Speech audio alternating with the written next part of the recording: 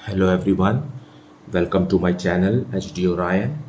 हम पढ़ रहे हैं accountancy for class 12 TS Grewal की टेक्स्ट बुक से 2022 edition, chapter 8 dissolution of a partnership firm. और इस वीडियो में हम पढ़ेंगे journal entries related to dissolving of a partnership firm. So let us see some questions from the text book.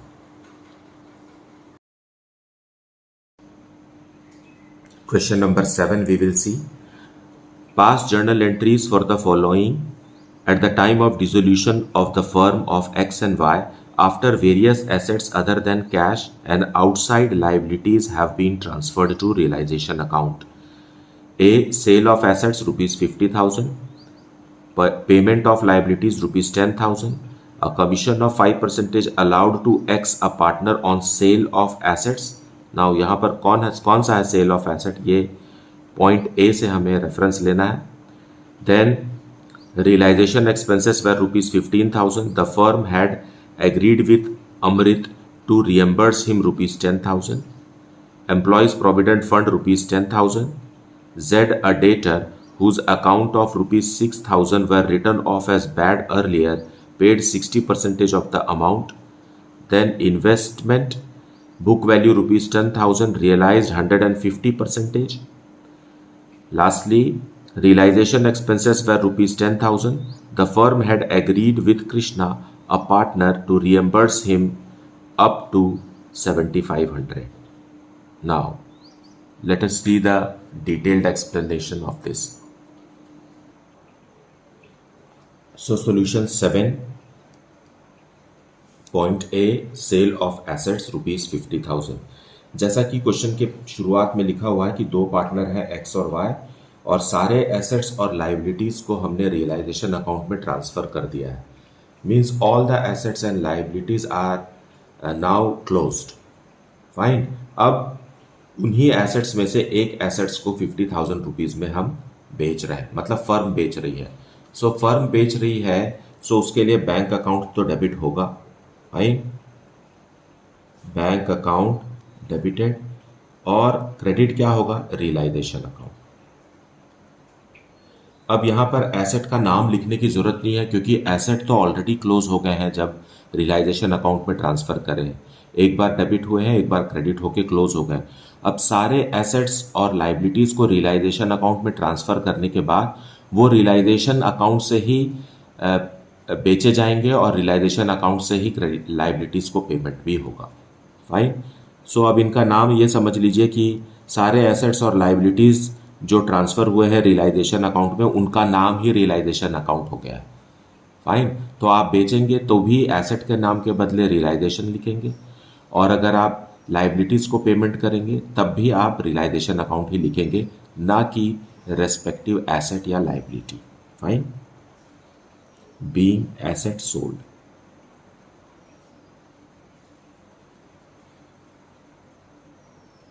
So point B में जब लिखा है पेमेंट ऑफ लाइबिलिटी, तो भी हम लाइबिलिटी का नाम न लिख करके रियलाइजेशन अकाउंट ही से पेमेंट करेंगे.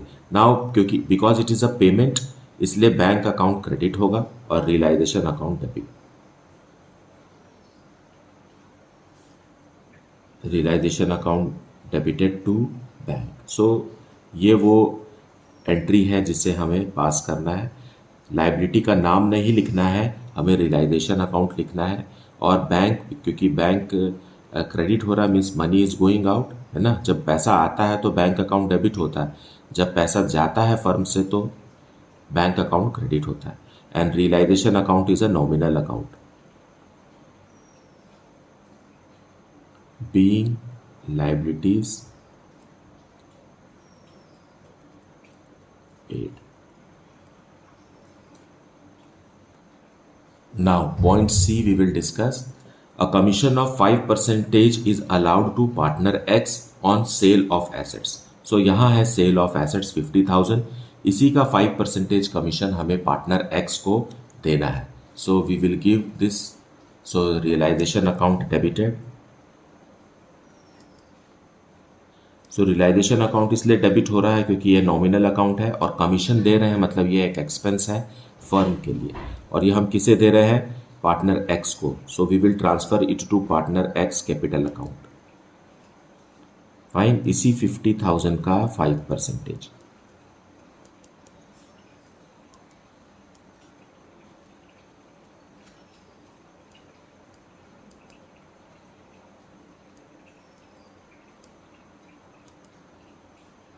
being commission allowed to partner X. Now point D, realization expenses were rupees 15,000. Firm had agreed with Amrit to reimburse him rupees 10,000. Now question जब शुरू हुआ था तो हमारे पास दो ही पार्टनर हैं, X and Y. Now Amrit is not a partner, है ना. लेकिन यहाँ पर मुझे ऐसा लगता है कि क्वेश्चन थोड़ा सा अलग तरीके से ड्राफ्ट होना चाहिए था. अमृत भी एक पार्टनर है ऐसा मानते हुए ही हम इसको सॉल्व करते हैं. सो एक्स और वाई को भूल जाइए आप. नाउ रियलाइजेशन एक्सपेंसेस 15,000 के हैं and firm had agreed with Amrit to reimburse him rupees 10,000. So the journal entry is realisation account debited to Amrit. अगर अमृत पार्टनर नहीं है तो हम यहाँ सिर्फ अमृत लिखेंगे, और अगर अमृत को हम पार्टनर मान रहे हैं तो अमृत कैपिटल अकाउंट लिखेंगे. फाइन. और फर्म कितना दे रही है, आउट ऑफ 15,000 सिर्फ 10,000 रुपीज ही दे रही है. एज ए रिजल्ट हम 10,000 रुपीज को ही रिकॉर्ड करेंगे, क्योंकि फर्म जिस अमाउंट के लिए एग्री करती है अपने बुक्स में उसी अमाउंट को लिखेगी. फाइन. और यहाँ वर्ड रियम्बर्स यूज हुआ है, मतलब अमृत पहले ही 15,000 खर्च कर चुका है और उसी को फर्म कंपनसेट कर रही है अमृत को, और वो अमाउंट है 10,000. So firm will record only 10,000. Fine. ये जो 15,000 रुपीज है इसे अमृत पहले ही खर्च कर चुका है और फर्म उसको वापस दे रही है अमृत को 10,000 rupees. Fine. Being expenses on revaluation.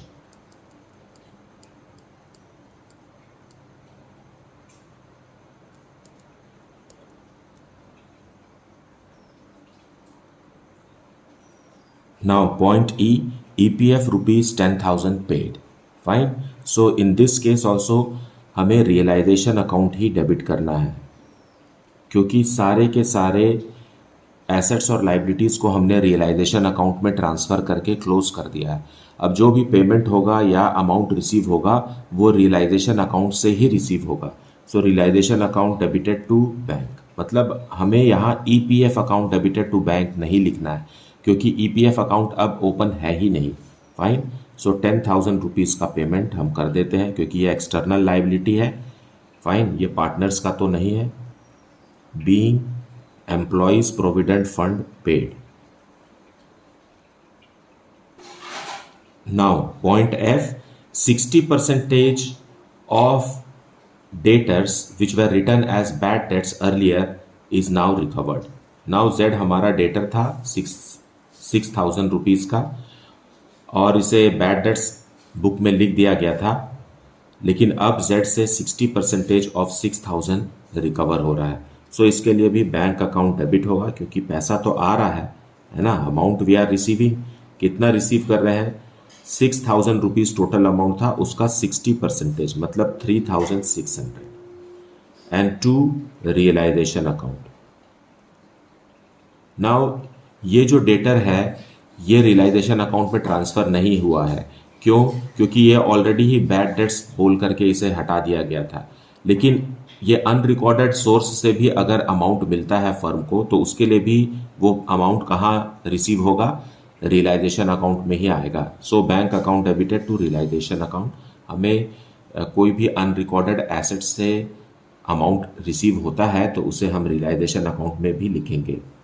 being bad debts recovered.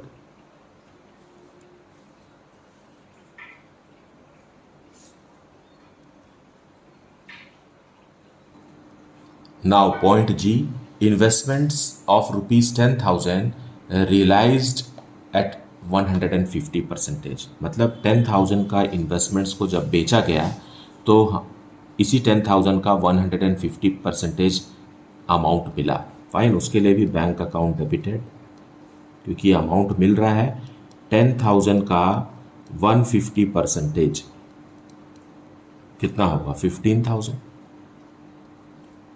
To realisation account.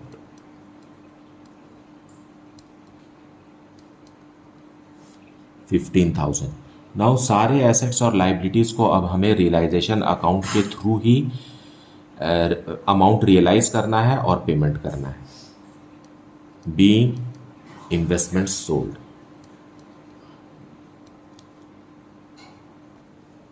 Now point H, realization expenses made is rupees 10,000 and firm had agreed with Krishna, a partner, to reimburse him rupees 7,500. Now question शुरू हुआ था partner x and Y से, अभी थोड़ा सा अलग ही dimension में मतलब क्वेश्चन को ले गए हैं। मतलब यहाँ कृष्णा एक और पार्टनर है ये मानते हुए, मतलब अब एक्स वाई को भूल जाइए और एक नया ही क्वेश्चन इसे समझिए कि रियलाइजेशन एक्सपेंसेस 10,000 रुपीज़ का है, लेकिन फर्म कह रही है कि वो कृष्णा को सिर्फ 7,500 रुपीज़ पे करेगी। इसका मतलब है कि कृष्णा पहले से ही 10,000 रुपीज़ पे कर चुका है, क्योंकि रियम्बर्स वर्ड यूज़ हो रहा है। रियम्बर्स का मतलब होता है पहले आप खर्च कीजिए फिर आपको रियम्बर्स, मतलब आपको वो पैसा फर्म से मिलेगा, है ना। तो आपने जो भी खर्च किया है वो पूरा मिलना चाहिए, लेकिन फर्म ने सिर्फ 7,500 रुपीज़ ये एक्नॉलेज किया है। So as a result firm अपने बुक्स में सिर्फ 7,500 को ही रिकॉर्ड करेगी। So realisation account will be debited with 7,500 to Krishna's capital account, क्योंकि एग्री किया गया है। अभी पेमेंट पार्टनर्स को उनके कैपिटल अकाउंट के थ्रू ही होता है। Being expenses reimbursed to partner.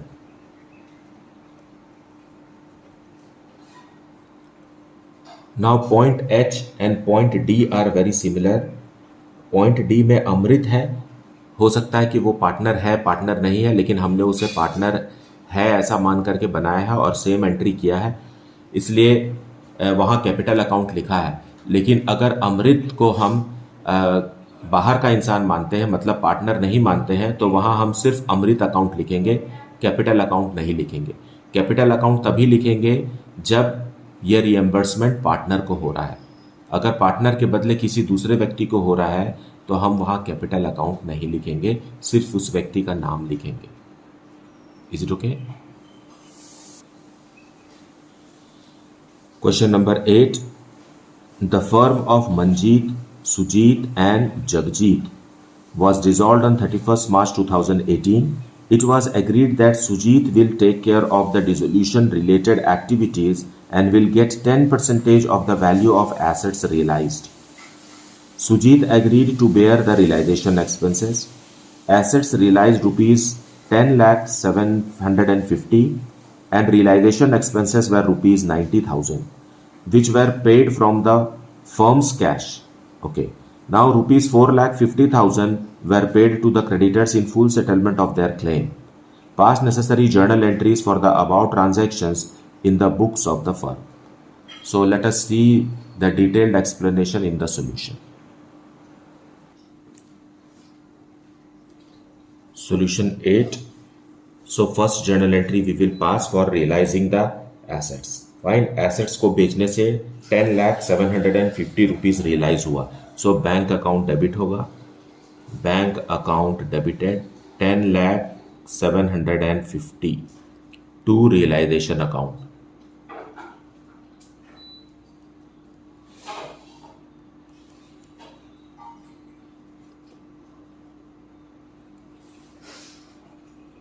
Being assets realised. So क्योंकि सारे एसेट्स पहले रियलाइजेशन अकाउंट में ट्रांसफर होते हैं, उसके बाद ही उन्हें रियलाइज किया जाता है, तो it will be realised in realisation account itself.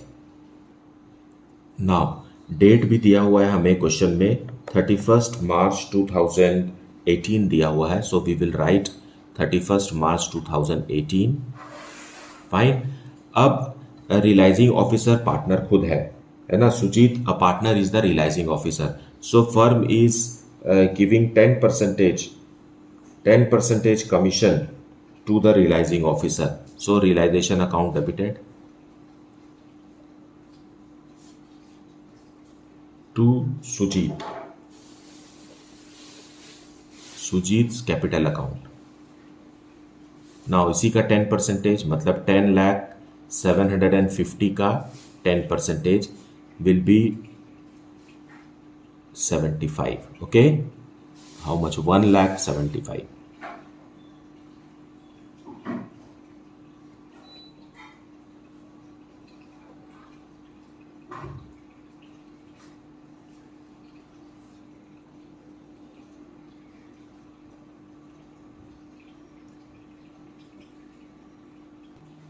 अब क्वेश्चन में एक्सपेंसेस ऑन रियलाइजेशन भी दिया हुआ है. So expenses on realisation will be paid by Sujit, है ना, क्योंकि सुजीत को ये जिम्मेदारी दी गई है कि वो रियलाइजेशन से संबंधित सारे खर्चे करे और उसके लिए फर्म ने उसे कमीशन भी दिया है और इसी कमीशन को सुजीत इस्तेमाल करेगा और रियलाइजेशन से रिलेटेड एक्सपेंसेस को वो वहन करेगा. As a result realisation account यहाँ डेबिट ना हो करके क्या होगा, Sujit's capital account will be debited to cash और bank also you can write here. Fine. So Sujit's capital account will be debited. क्योंकि क्वेश्चन में लिखा हुआ है कि फर्म के पैसे को इस्तेमाल किया गया है पेमेंट करने के लिए, तो फर्म से पैसा तो जा रहा है लेकिन फर्म उसे किससे वसूल रही है, सुजीत से वसूल रही है, क्योंकि सुजीत को पहले ही ये काम एक रेम्युनरेशन के लिए सेट कर दिया गया है. Fine. Now on 31/3/18 again it is realisation account. Realisation account debited to bank, क्योंकि क्रेडिटर्स को पेमेंट हो रहा है ना, ये रियलाइजेशन एक्सपेंसेस नहीं है, ये क्रेडिटर को पेमेंट हो रहा है. So that will not be deducted from Sujit's capital account. ये एक लाइबिलिटी है जिसे पेमेंट किया जा रहा है. Being creditors paid.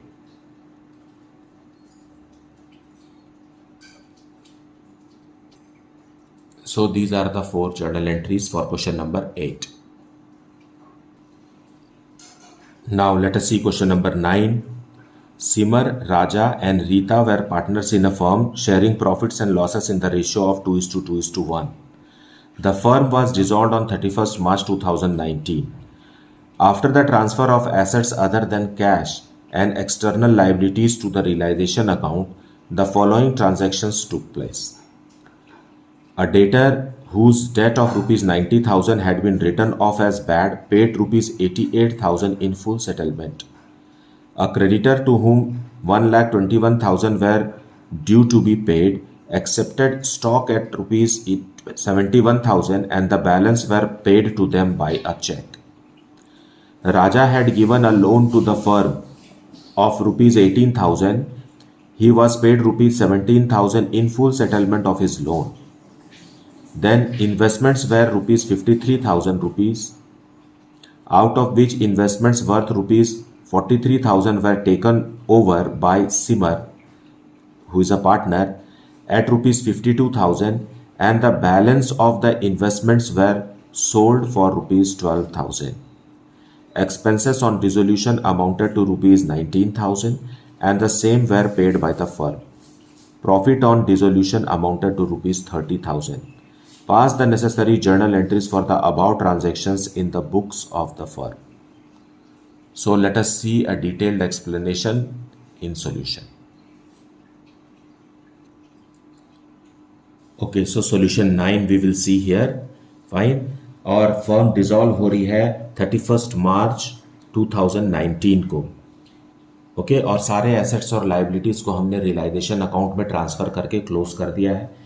और तीनों जो पार्टनर हैं सिमर एंड राजा एंड रीता, इनका प्रॉफिट शेयरिंग रेशियो भी 2:2:1 दिया है. Now after the assets and liabilities are transferred to realisation account and closed.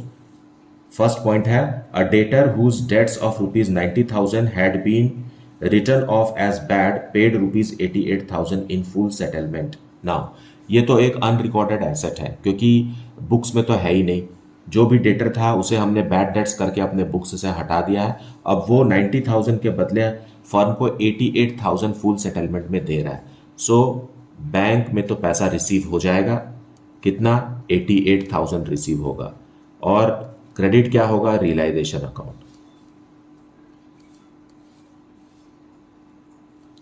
Being bad debts recovered,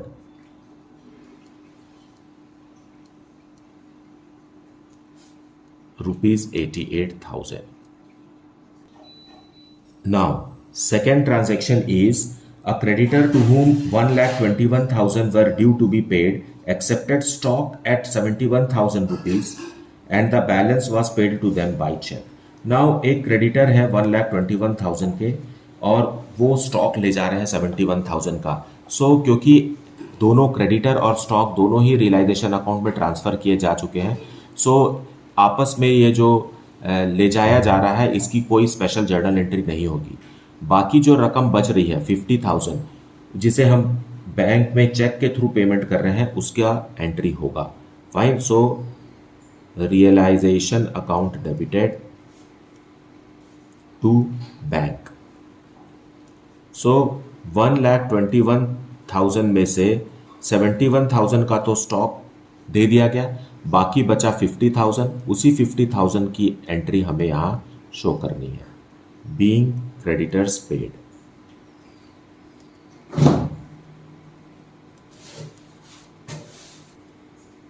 now on the same date, point C we will discuss. लिखा हुआ है, Raja had given a loan to the firm of ₹18,000. He was paid ₹17,000 in full settlement of his loan. Now Raja कौन है? Raja is one of the partners.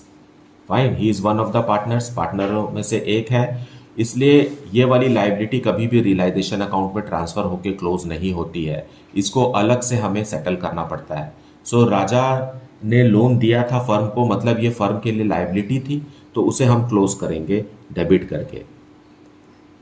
Rajas loan, राजा के loan को हम debit करके close कर रहे हैं, और ये लोन था 18,000 रुपीज़ का।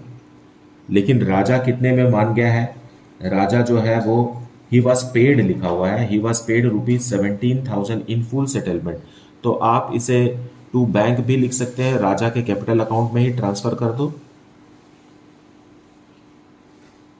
राजास कैपिटल अकाउंट में ट्रांसफर करके बाद में बैंक से भी निकाल सकते हैं, क्योंकि फर्म अपने पार्टनर्स को जो कुछ भी देना होता है वो कैपिटल अकाउंट के थ्रू ही देती है।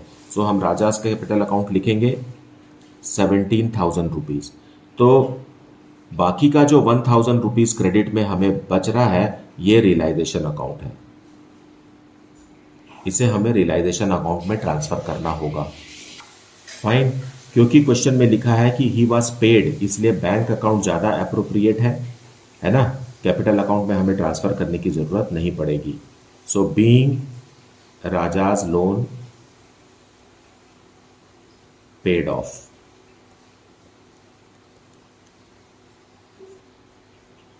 Now let us discuss the next point. Next point is point D.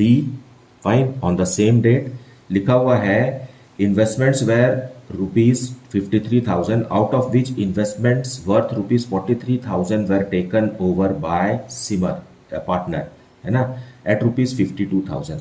मतलब 53,000 रुपीज़ के इन्वेस्टमेंट्स में से 43,000 रुपीज़ का इन्वेस्टमेंट सिमर जो कि पार्टनर है उसे दे दिया गया 52,000 रुपीज़ में।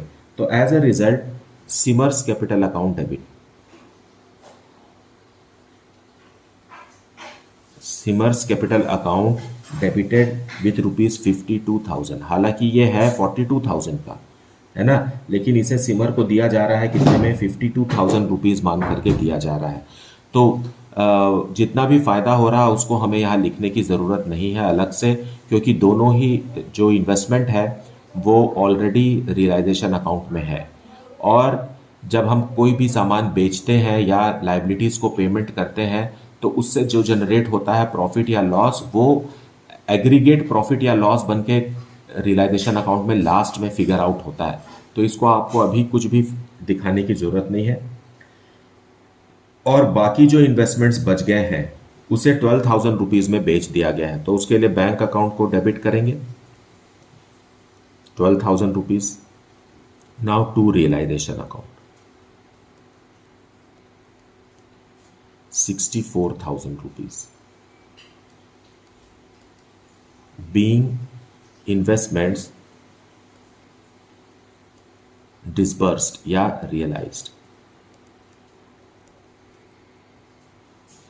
Now a point E में लिखा हुआ है expenses on dissolution amounted to rupees 19,000 and the same were paid by the firm. So expenses है, so realization account debit होगा. It is a nominal account. Fine, debit all expenses. So to bank, क्योंकि payment कर रहे हैं हम, so payment कितना कर रहे हैं 19,000 rupees, being expenses on realization.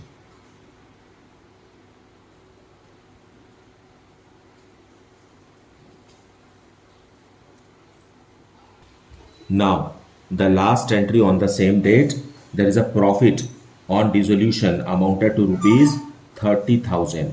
Fine, so realization account का profit है ये. Realization account debited to तीनों पार्टनर्स को दे देंगे to Simar's capital account and to Raja's capital account